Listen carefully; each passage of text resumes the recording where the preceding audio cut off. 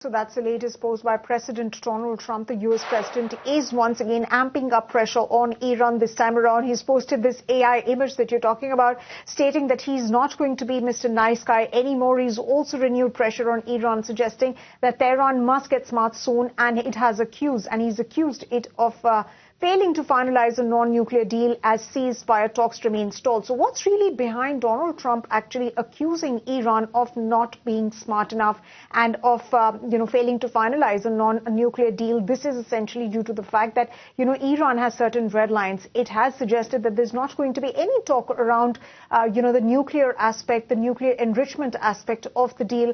And of course, this is something that the United States and Iran have sparred over multiple times in the past. And in fact, this was one of the key reasons, according to reports, for the breakdown of talks that happened in stage one, for the very first round of talks that happened in Islamabad, where the U.S.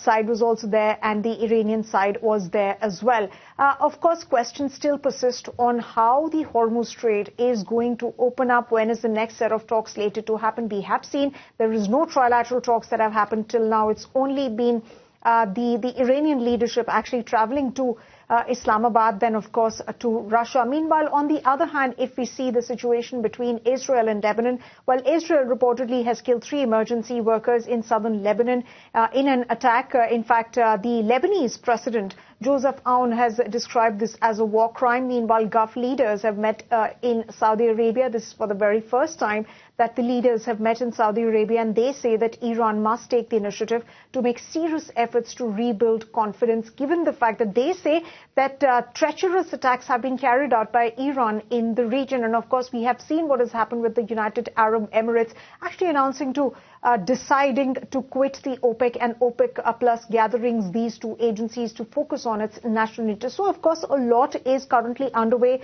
Of course, energy market disruption is going to be seen as far as this particular move of the UAE is to be considered.